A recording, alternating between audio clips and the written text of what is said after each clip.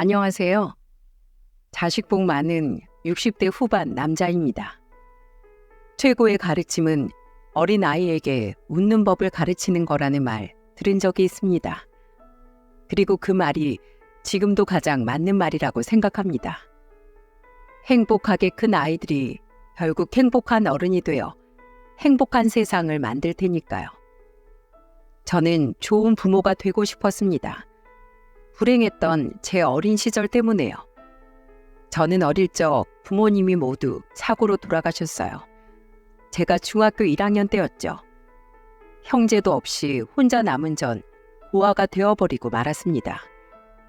처음엔 저를 데려가겠다는 아빠 쪽 형제들이 몇 있었어요. 아주 작게 공장을 했던 제 아버지의 재산을 탐냈던 거죠. 억측이 아니라 슬프게도 친척들이 제 앞에서 하는 이야기를 대놓고 들었거든요. 황교는 내가 데려가마. 내 동생인데 당연히 그래야지. 누님이 황교를 왜 데려가요? 누님, 시집간 이후로 형 생전에 왕래 한 번 없었잖아요.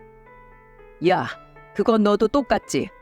상호 걔가 진짜 어려울 때 돈도 아니고 쌀 좀 나눠달라고 부탁했다고 소금 뿌려서 내쫓은 게 너 아니야? 아예 연락도 안 받던 누님보다 낫죠.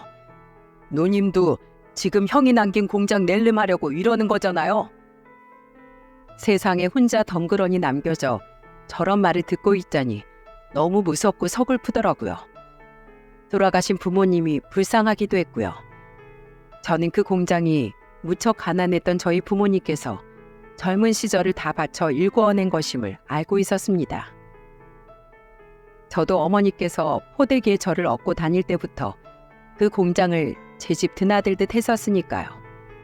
하지만 아직 중학생이었던 제가 그 공장을 처분할 수도 없고 어쩌겠습니까? 그렇게 3일장 내내 속만 끓이고 있는데 더 청천벽력 같은 일이 저를 덮쳤어요. 아버지 공장에서 10년 가까이 일했던 제가 삼촌이라고 부르던 아저씨가 공장을 몰래 처분하고 돈을 모두 가지고 나른 겁니다. 결국 저는 고모의 집으로도 작은아버지의 집으로도 가지 못했어요. 남은 재산이라고 해봤자 방 2칸짜리 낡은 전셋집이었는데 그것만으론 수지타산이 맞지 않다는 이유였죠. 14살이면 혼자서도 살아갈 수 있는 나이야. 우리 땐 네 나이 때 혼자서 밥 벌어먹는 사람 많았다.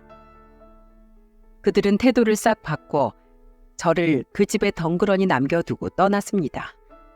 나중에 주인집 할머니께서 제 안부를 물으러 오셨다가 혀를 차시더라고요. 에이, 그 망할 놈의 손들 같으니라고.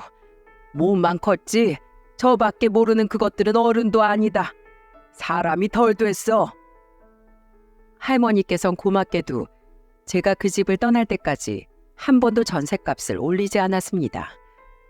저를 살뜰하게 보살펴 주신 건 아니지만 그래도 한 번씩 제게 반찬도 해다 주시고 가끔 저녁 식사에 저를 초대해 주기도 하셨어요. 저는 그렇게 중학교 1학년 때 학교를 그만두고 일을 시작해야만 했습니다. 구두 닦기부터 막노동까지 안 해본 일이 없는 것 같아요.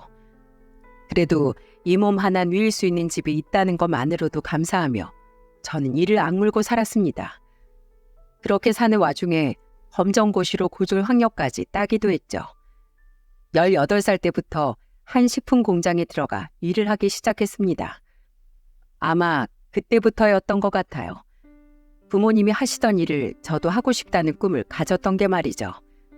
그래서 더더욱 하나라도 더 배우려는 마음으로 열심히 일을 했던 것 같습니다.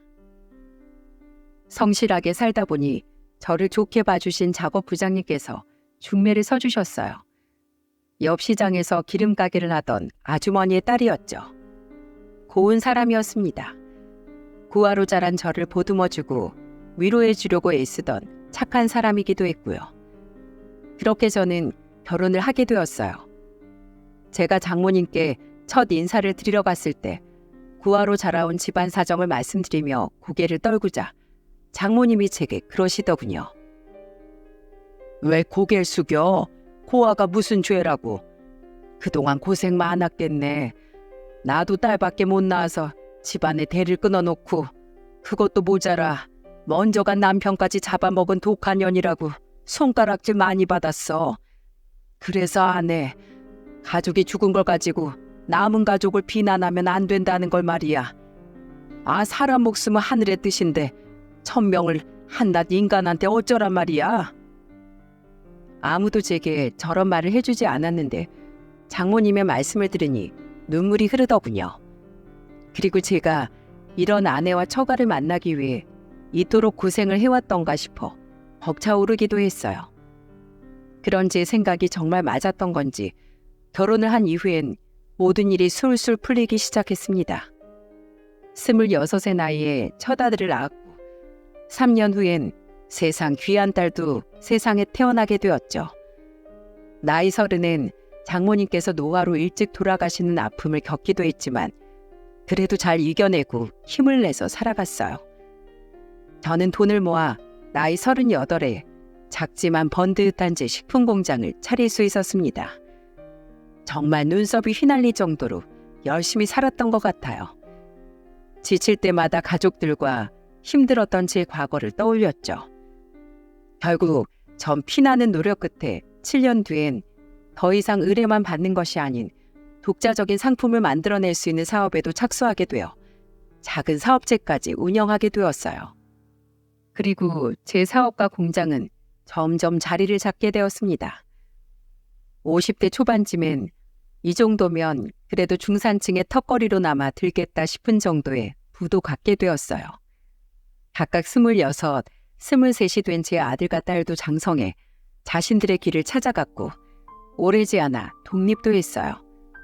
하나 아쉬운 건 자식들 모두 제 회사엔 관심이 없었다는 거였습니다. 난 소방관 일이 좋아, 아빠. 아빠, 나도 회사 일이 천직이야. 사업이라는 건 너무 머리가 아파. 아쉬웠어요.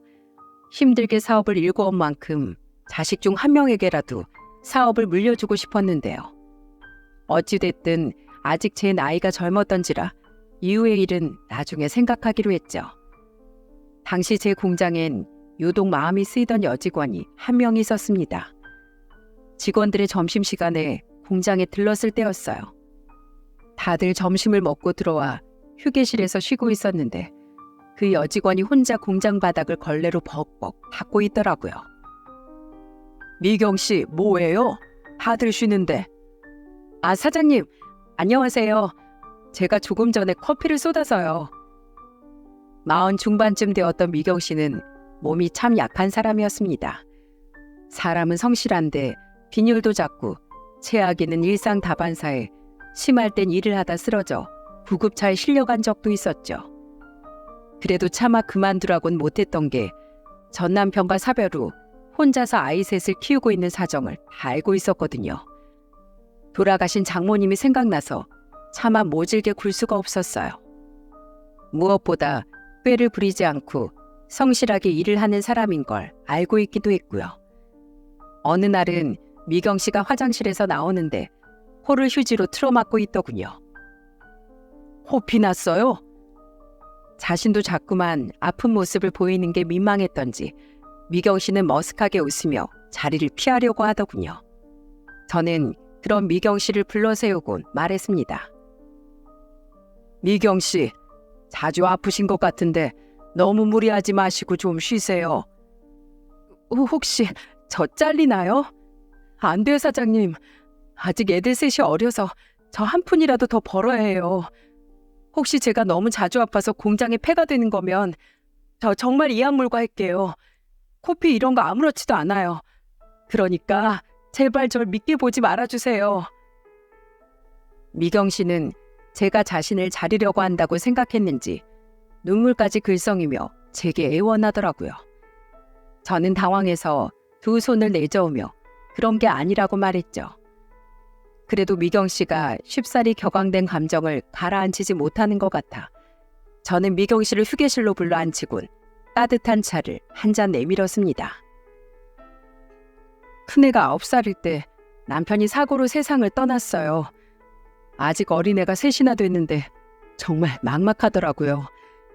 그래도 어찌저찌 살아내서 지금은 큰아들이 고2고 작은 아들이 중3, 막내딸이 중1이에요. 미경 씨는 아직도 제가 자신을 자릴 거라는 두려움이 남아있는지 제게 주절주절 사정을 말하기 시작했습니다. 들어보니 기대거나 도움을 요청할 가족도 없는 것 같더군요. 미경 씨, 오해하지 말아요. 정말 그런 거 아니에요. 그냥 미경 씨 사정도 딱하고 자주 아픈 것도 신경 쓰여서 한 말이에요. 정 연차를 쓰는 게 싫으면 직원들에겐 비밀로 해줄 테니 그냥 집으로 돌아가서 며칠 쉬어요. 일한 걸로 처리해서 월급 차감 안 되게 해줄 테니까. 알았죠? 오늘은 이만 들어가는 거예요? 미경 씨는 정말 그래도 되는 건지 망설였지만 거듭 들어가라는 제 말에 이내 감사하다며 인사를 꾸벅하곤 퇴근을 했습니다. 그 마르고 작은 뒷모습을 보는데 참 안쓰럽더라고요. 집에 와서 아내에게도 이야기를 하니 아내 또한 장모님 생각이 났는지 사정이 참 딱하다며 안타까워했고요. 이후로도 저는 직원들 몰래 미경 씨의 편의를 봐주었고 그럴 때마다 미경 씨는 손사래를 쳤지만 제 고집을 꺾지 못했습니다. 하다못해 어떨 땐 공장에 들른 아내가 화려한 미경 씨의 안색을 보고 놀라 자신이 대신 일을 하겠으니 어서 집에 가라고 성화를 낼 정도였다니까요.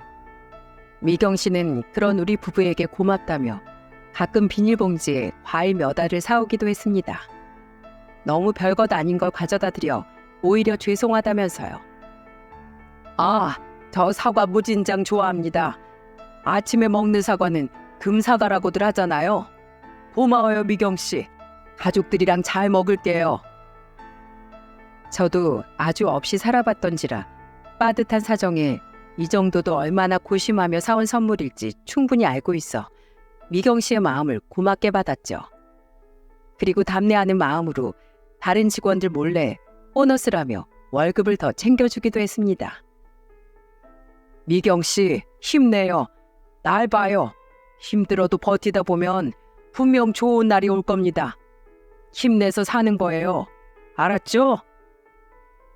그렇게 자식들이 장성할 때까지만 좀 버텨줬으면 참 좋았을 텐데 갈수록 몸이 약해지던 미경 씨는 결국 세상을 일찍 등지고 말았어요. 아이들 때문에 절대 쉴 수 없다던 미경 씨가 어느 날 무단결근을 했더군요. 무책임한 사람이 아닌 걸 아는지라 저는 무슨 일이 있나 싶어 걱정이 되었어요. 그래서 직접 미경 씨에게 연락을 해보니 전화를 받은 사람은 미경 씨가 아니라 미경 씨의 큰아들이었어요. 저희 어머니 어제 새벽에 돌아가셨습니다. 뭐라고요? 깜짝 놀란 저는 그 길로 미경 씨의 큰아들이 있다던 병원으로 향했어요. 지병이 있었던 미경 씨는 새벽에 아무런 전조 증상도 술안도 없이 자다가 조용히 세상을 떠났다고 하더라고요. 그보다 더 참담한 건 도착해서 마주하게 된 광경이었습니다. 아직 어렸던 미경 씨 아이들은 갑작스럽게 마주하게 된 엄마의 죽음 앞에서 어쩔 줄을 모르고 있더군요.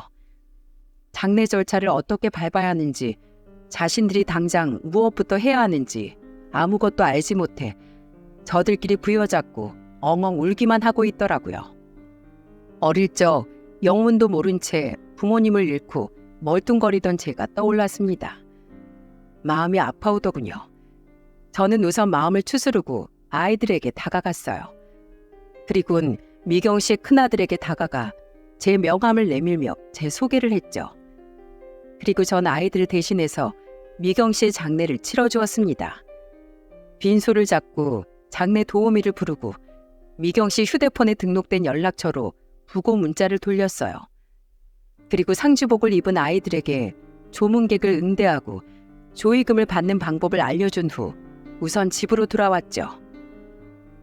미경 씨가 갑작스럽게 새벽에 세상을 떠났어.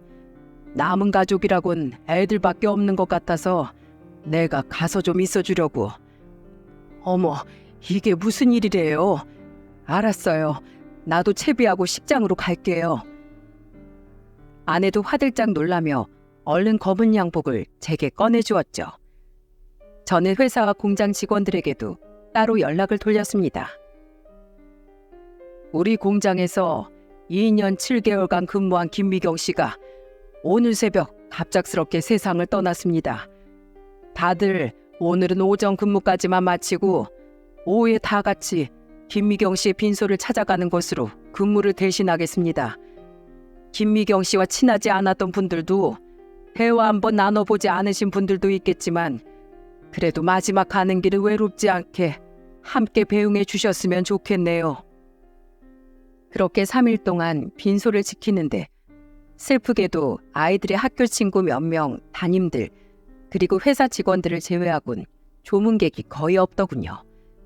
미경 씨의 말대로 일가 친척이라곤 눈을 씻고도 찾아봐도 없었고 평생 일만 하고 살아서인지 친한 지인도 없는 것 같더라고요. 미경 씨 아이들은 갑작스런 엄마의 죽음을 감당하지 못하는 것 같았습니다.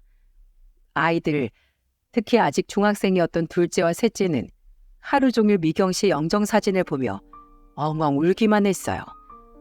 조문을 온 사람들이 그 모습을 보고 눈물을 쏟을 정도로 말이죠. 미경 씨의 막내딸은 눈물을 어찌나 닦아댔는지 나중엔 눈가 아래에 빨간 생채기까지 생겨버렸더군요. 그리고 셋 중 가장 나이가 많았던 첫째는 그런 동생들 옆에서 고개를 두 무릎에 묻은 채 망연자실해하고 있었습니다. 언제 한 번은 첫째가 이렇게 중얼거리는 소리를 들었어요. 엄마, 내가 나중에 호강시켜준다니까 이렇게 빨리 가버리면 어떡해. 엄마한테 미안해서 난 평생 어떻게 살아가라고. 나 20 될 때까지만 기다려주지. 내가 고등학교만 졸업하면 얼른 취업해서 엄마 일 그만두게 하고 내가 엄마랑 동생들 다 먹여 살렸을 텐데 평생 고생만 한 우리 엄마 불쌍해서 어떡해. 엄마, 나 이제 동생들이랑 어떻게 살아.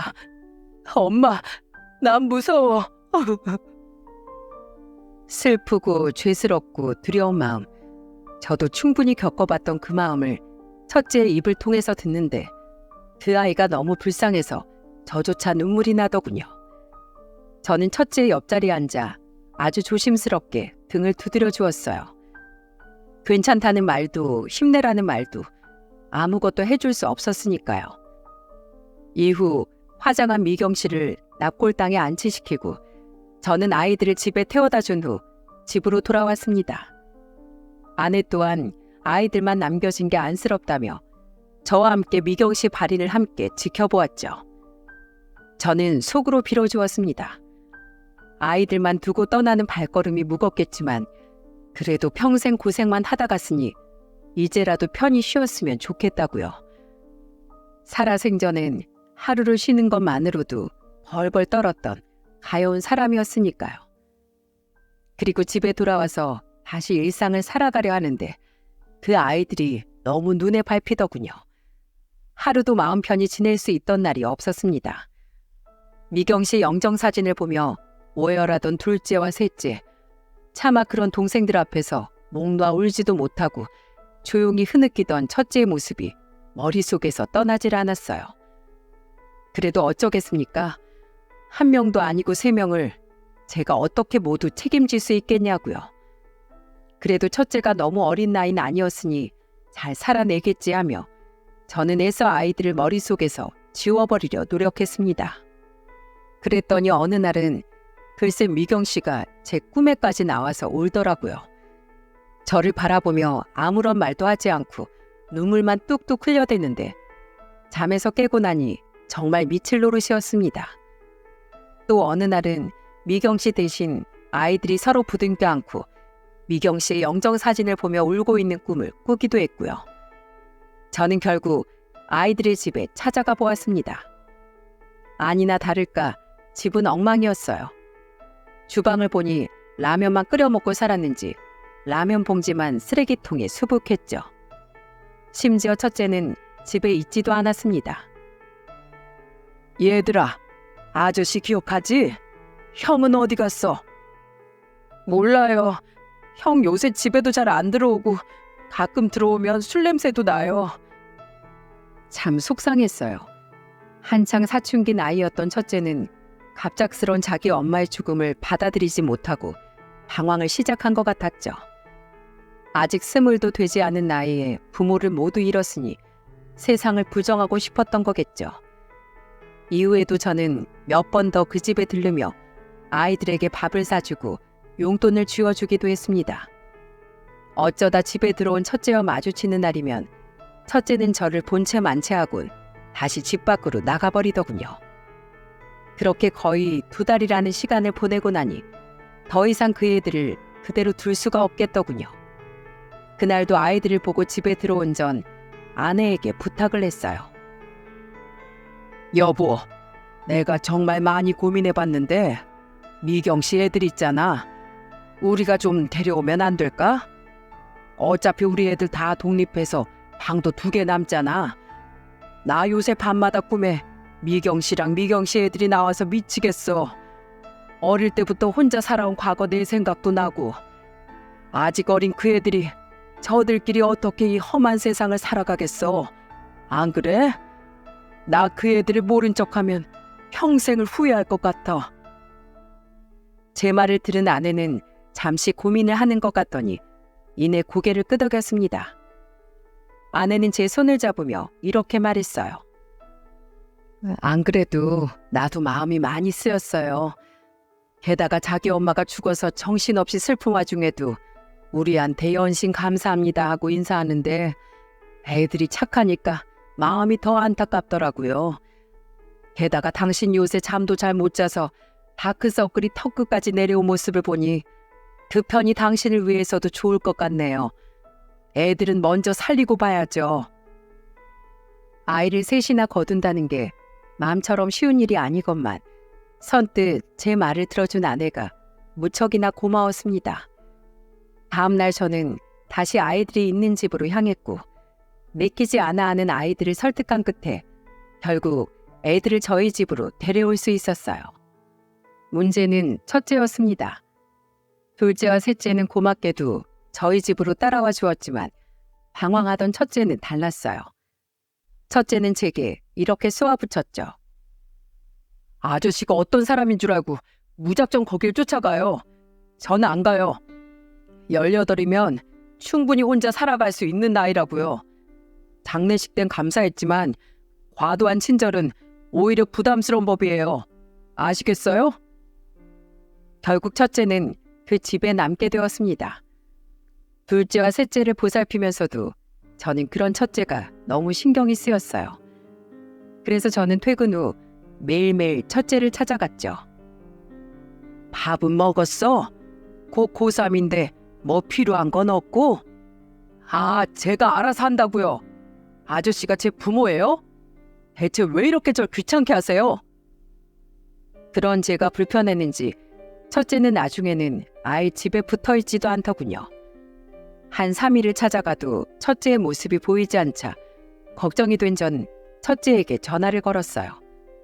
하지만 첫째는 제 전화를 받지 않았고 결국 저는 퇴근 후 이틀 동안 동네를 이잡듯이 뒤졌습니다. 혹시 무슨 일이 생긴 건 아닐까 겁이 났어요. 그리고 정말 마지막이라고 생각하고 들러본 한 폐건물에서 저는 드디어 첫째를 찾아낼 수 있었어요. 민수야! 친구들과 술을 마시며 어울리고 있던 첫째는 저를 보자 인상을 확 찌푸리더군요. 저는 불이 나게 민수에게 다가가 야단을 쳤습니다. 왜 집에를 안 들어와? 아저씨가 얼마나 걱정했는지 알기나 해? 무슨 일이 있는지 없는지 적어도 전화 받아야 할 거 아니야? 아, 정말 저한테 왜 이러세요? 싫다는 사람을 왜 자꾸 쫓아다니시냐고요? 지금 저 동정하시는 거예요? 거지한테 적선해주는 것처럼 하찮은 동정심에 젖어서 이러시는 거냐고요? 이놈아, 제발 정신 좀 차려라. 네 엄마가 매일 내 꿈에 나와서 운다. 네가 자꾸 이렇게 삐뚤어지면 먼저 간 네 엄마가 얼마나 땅을 치고 올겠니? 가뜩이나 생전에 돈 벌어서 너희 먹여 살리겠다고 한 번 제대로 쉬어보지도 못한 네 엄마가 너 때문에 저승도 못 가고 이승을 떠돌며 울겠다. 네 엄마가 널 얼마나 자랑스러워했는지 나 알아? 세상에 자기 큰애처럼 의젓하고 착한 애가 없다고 얼마나 나한테 자랑을 해댔는지 말이야. 너흰 네 엄마가 살아가는 이유였대. 그러니까 민수야, 네 엄마를 생각해서라도 제발 이 아저씨랑 가자. 동생들도 널 얼마나 걱정하는 줄 아니? 이 아저씨 한 번만 살려다오. 네가 잘못되면 내가 너희 엄마 볼 면목이 없다. 제가 울며 불며 사정하자 첫째 친구들은 눈치를 보더니 슬그머니 자리를 뜨더군요. 결국 그곳엔 저와 첫째 둘만 남게 되었어요. 제가 첫째의 손을 잡으며 엉엉 울자 첫째도 결국 눈물을 왈칵 터뜨리고 말았어요. 아저씨, 저 무서워요. 엄마 없이 어떻게 살아야 될지 모르겠어요. 우리 때문에 엄마가 고생만 하다가 돌아가셨는데 어떻게 제가 이전처럼 잘 먹고 웃으면서 평범하게 살 수 있겠어요. 제가 무슨 염치로요. 저 엄마한테 너무 미안해요, 아저씨. 저 어떻게 살아야 해요? 네? 이거사, 네 엄마가 한 노력들을 수포로 만들 셈이니? 네 엄마가 열심히 산 이유는 너를 행복한 사람으로 키워내기 위해서야. 그런데 네가 이렇게 슬픔에만 잠겨 있으면 그 착한 너희 엄마는 억장이 무너질 거다. 민수야, 이 아저씨도 중학생 때 부모를 모두 잃었어. 그래서 네 마음 이해할 수 있어. 그러니 아저씨가 도와줄게. 아저씨 집으로 가자. 저는 첫째를 안아주며 함께 울었습니다. 그리고 그날 감사하게도 첫째 또한 짐을 싸서 저희 집으로 데려올 수 있었어요. 첫째를 본 둘째와 셋째가 첫째를 끌어안고 얼마나 서럽게 울었던지요. 형, 걱정했잖아. 형도 여기 아주 들어온 거지? 오빠, 우리 두고 이제 어디 가지 마. 보고 싶었어. 이후 다행히 새아이는 저희 집에 잘 적응을 해주었어요. 처음엔 쑥스러워하며 낯을 가리던 첫째도 동생들이 우리를 잘 따르자 이내 우리에게 마음을 열어주었고 우린 처음부터 한 가족이었던 것처럼 편안한 사이가 되었어요. 아내 또한 이렇게 착하고 얌전한 애들이 있냐며 놀라워했죠. 그리고 더 놀라운 건 다시 마음을 다잡은 첫째였습니다. 전교 20등? 엄마 돌아가시면서 이번엔 공부를 별로 안 해서 등수가 많이 떨어졌어요. 첫째는 원래 굉장한 수재였던 겁니다. 방황하느라 공부를 소홀히 해 전교 20등으로 떨어졌다던 첫째는 그 다음 시험에서 전교 3등으로 훌쩍 뛰어오르더군요. 저는 첫째의 그런 모습을 보고 아이들의 교육에 돈을 아끼지 않기 시작했습니다. 다른 부모들이 자식들에게 해주듯이 말이에요. 사실 애 셋을 전부 학원에 보내려니 교육비가 만만치 않긴 했습니다. 아내와 애들 교육비 이야기를 하다 보니 정말 억소리가 나더라고요. 아이고, 요새 학원비가 이렇게 비싸? 와, 장난 아니네. 물가가 올랐잖아요. 우리 애들 키울 때랑은 또 다르네요. 아이고야. 그래도 여보, 애들이 다들 열심히 공부해줘서 다행이야. 보람이 있어. 내가 공장 열심히 돌려서 돈 더 많이 벌어올게. 애들을 잘 돌봐줘서 고마워. 고맙긴요. 요새 애들이 저한테 와서 아줌마 힘드시죠 하면서 어깨를 주물러 주는데 제가 할 수 있는 건 전부 해주고 싶더라고요. 애들이 정말 착해요. 우리 아들, 딸 다 키워놓고 이젠 자식 키우는 기쁨은 다 누린 줄 알았는데 이 선물 같은 애들이 저에게 더한 기쁨을 주네요. 이후 첫째는 정말로 서울의 명문대에 진학해 우수한 성적으로 졸업을 앞두게 되었어요. 요샌 대학 졸업하기도 전에 취업을 한다며? 그래, 어딜 가고 싶은진 정했어? 그렇긴 한데요. 회사에서 받아줘야 가는 거죠 뭐. 저는 내심 기대를 했어요. 제 눈엔 누구보다 훌륭한 인재인 우리 첫째가 어느 대기업에 입사를 할지 말이에요. 그렇게 두근대는 마음으로 회사에 출근을 했는데 저는 깜짝 놀라고 말았습니다. 이게 뭐야? 우리 공장에 입사 지원서를 낸 사람들 중 김민수라는 이름이 떡하니 있더라고요. 두 눈을 아무리 비비고 봐도 졸업 예정인 대학 이름이나 증명사진 모두 정말로 우리 첫째였죠. 저는 황당한 마음에 첫째에게 전화를 걸었습니다. 야, 이놈아, 이게 뭐야? 이력서를 왜 여기에 넣었어? 제가 가고 싶은 회사 있다고 했잖아요. 받아주실 거죠? 뻔뻔한 첫째의 말에 저는 기함을 했죠. 저는 첫째의 말을 단호하게 잘랐습니다. 어림없는 소리 마라. 너 그만한 학벌에 그만한 학점을 받았으면서 왜 이런 소규모 공장으로 오겠다는 거야? 다른 데 가. 넌 서류 광탈이야, 이놈아. 정말 시겁했다니까요. 제 회사 안정적으로 자리를 잡고 몸집을 키워나가고 있긴 했지만 그래봤자 중소기업 규모라고 하기도 민망한 아주 작은 회사였거든요. 그런데 힘들게 공부시켜서 번듯하게 키워놓은 이놈이 이런 코딱지만한 회사를 오겠다뇨. 그런데 첫째는 불합격에도 굴하지 않고 이후에도 계속해서 우리 회사에 이력서를 넣기 시작했어요. 제가 불합격 통보를 하면 첫째는 다시 이력서를 넣고 또 불합격 통보를 하면 또 다시 이력서를 넣고 창과 방패의 대결도 아니고 이게 정말 뭐하는 짓인가 싶었어요. 야, 너 불합격이라고?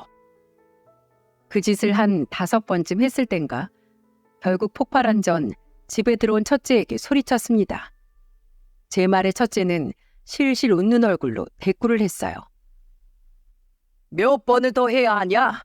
너 이력서 넣기 전에 내가 미리 통보해 주마. 자, 불합격, 불합격, 불합격. 더 해주랴?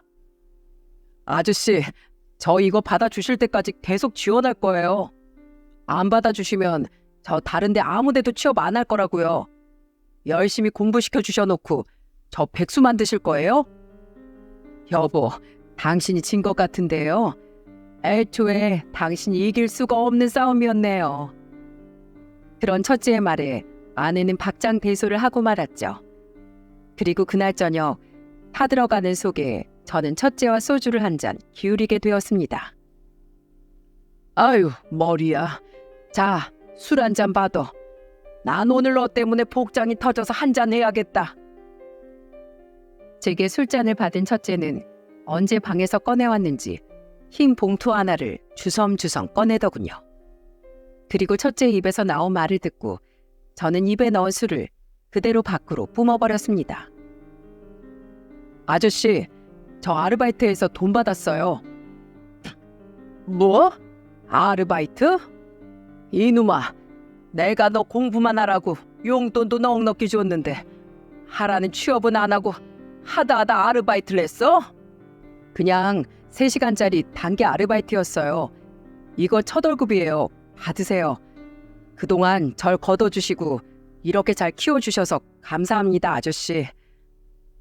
그 돈을 받는데 이루 말할 수 없는 뭉클함이 느껴지더군요. 첫째는 그런 저를 보며 말했어요.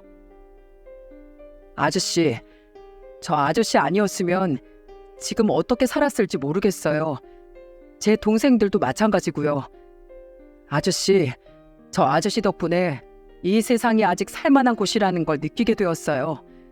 생판 모르는 사이였던 애들을 그것도 셋이나 걷어서 이렇게 친자식처럼 키워줄 사람이 또 어디 있겠어요.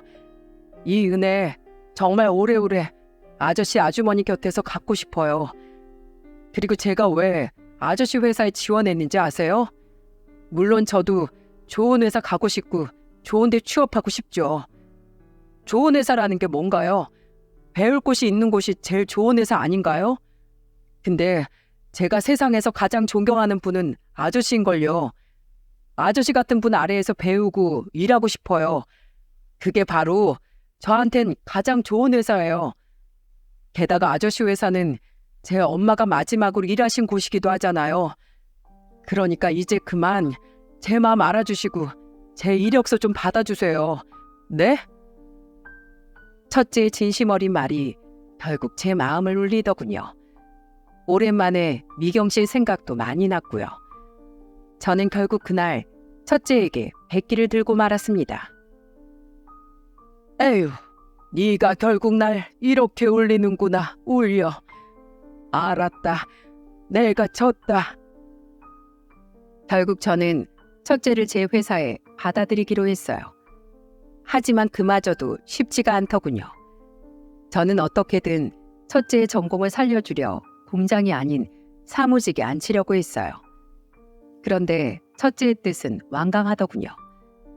공장이 어떻게 돌아가는 건지 모르니 아주 밑에서부터 시작하고 싶다며 말입니다. 뭐든지 기본을 알아야 시작을 하죠. 저 처음부터 배우고 싶어요. 그러니까 시작은 공장에서 하게 해주세요. 혹여 남들보다 월급 더 줄 생각하지 마세요. 저 그냥 최저만 주세요, 아저씨. 배우는 입장이니까요.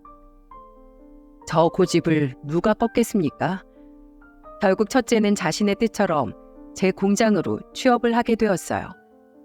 그런데 이놈이 글쎄 일을 열심히 해도 너무 열심히 하더라고요. 마치 공장을 처음 열던 시절 젊었던 저처럼 말이죠. 남들이 기피하는 잔업도 자기가 먼저 나서서 밤 늦게까지 남아 마무리를 했고, 또 어떨 땐 일찍 출근하거나 일도 없는데 혼자 남아 기계가 돌아가는 원리라든지 수주 맞추는 법 등을 공부하더군요. 공장에서 오래 일한 직원들도 첫째처럼 열심히 하는 사람은 처음 본다면서 혀를 다 내둘렀죠. 제가 보살피고 키운 놈이 그렇게 열성적으로 일한다는 소리를 들으니 내심 제 어깨가 으쓱하더라고요. 게다가 첫째는 리더십까지 있어 어딜 가나 직원들의 중심에 서 있기까지 했습니다. 아주 공장의 아이돌 스타가 따로 없었어요. 그러더니 첫째는 언젠가부터 제게 이것저것 건의를 하기 시작했습니다. 아저씨, 이런 제품을 개발해보는 건 어떨까요? 조금만 투자하면 우리 공장에서 충분히 생산 가능할 것 같은데 요샌 이런 제품이 인기래요. 첫째는 다른 것보다 제품 개발에 열성을 보였습니다. 워낙에 호기심도 많고 도전 정신도 뛰어났던 애인지라 그쪽 분야가 참 잘 어울리더라고요. 저는 첫째와 상의 끝에 첫째를 제품 개발팀으로 보내게 되었어요. 첫째는 열성적으로 제품 개발에 뛰어들었어요. 나중엔 대학 선배들에게 연락해 이것저것 자문을 구하기도 하면서 말이죠. 그렇게 첫째와 제품 개발팀이 함께 총력을 기울였던 신제품은 속된 말로 대박을 터뜨렸습니다. 솔직히 첫 작품이 이렇게 큰 반응을 몰고 올 거라곤 상상조차 하지 못했어요. 그저 열심히 해온 첫째가 실망하지 않을 정도만이라도 반응이 있었으면 좋겠다고 바랬거든요. 그 일을 계기로 직원들 사이에서 첫째의 신망은 무척이나 두터워졌어요. 게다가 늘어나는 주문량에 맞춰 기계도 새로 들이고 직원들도 충원했죠. 그리고 본격적으로 신제품 개발에 뛰어들기 위해 공장이 아닌 회사에도 인력 충원을 했고 마케팅에도 열을 올리게 되었어요. 그래서 회사와 공장을 합쳐 총 18명밖에 되지 않았던 직원 수는 첫째가 입사한 후 30명까지 증원하게 되었습니다. 평생 일궈온 제 회사가 그렇게 커지는 모습을 보자 가슴이 벅차올랐어요. 마음 같아선 첫째를 아주 업어서 출퇴근을 시켜주고 싶을 정도로 저는 잔뜩 들떴죠. 물론 대박이라고 해봤자 중소기업의 평균 매출에조차 미칠 정도는 아니었습니다. 이미 말씀드렸듯 정말 작은 회사였거든요.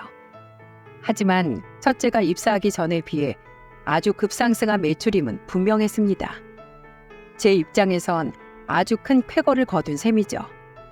지금도 제 회사는 날이 갈수록 매출이 올라가고 있어요. 상승세를 탄 거죠.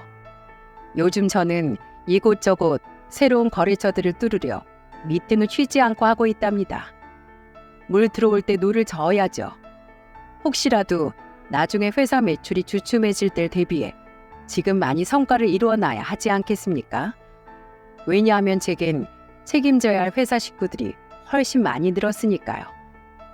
사장으로서 직원들의 안정된 생계 정도는 당연히 책임을 져 주어야죠. 그렇게 즐거운 나날을 보내던 와중 뒷목을 잡을 일도 하나 생겼었네요. 사장님, 이번에 들어온 이력서 좀 보셔야겠는데요.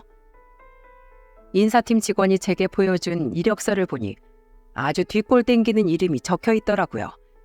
김경호라는 이름 말이죠. 그건 바로 둘째 이름 석자였습니다.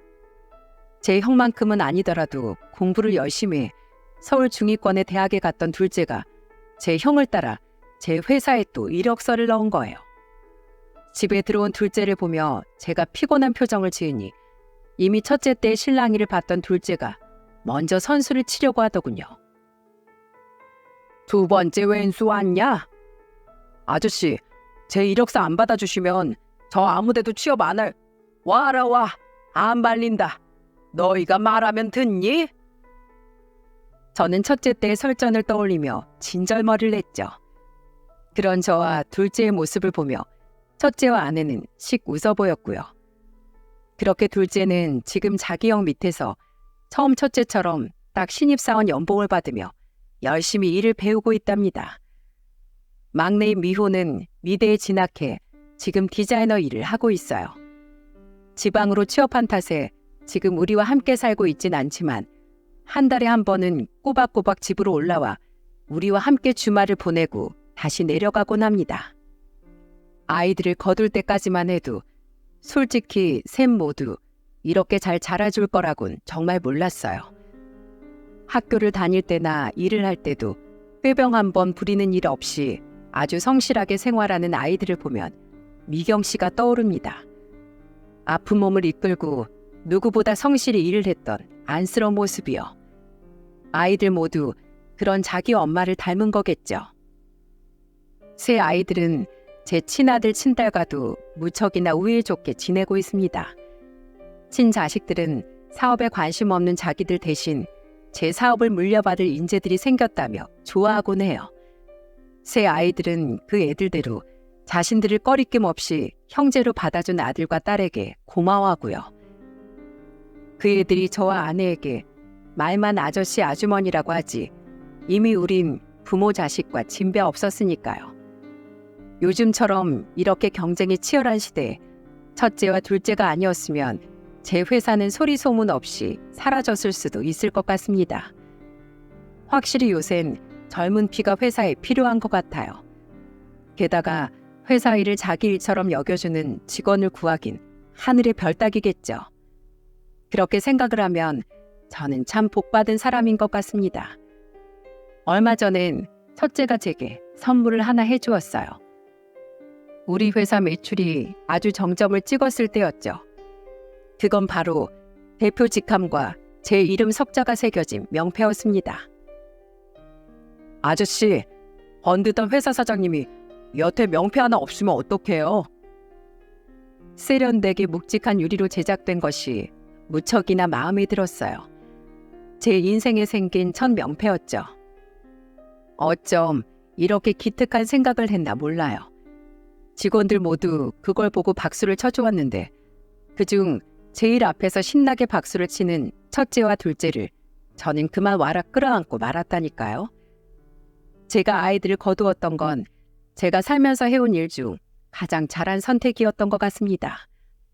그리고 이렇게 잘 자라준 새 아이들을 자랑하고 싶어 제가 이곳에 사연을 보낸다고 하니 이 사연이 채택되면 방송되는 날에 맞춰 온 가족이 모이기로 했어요.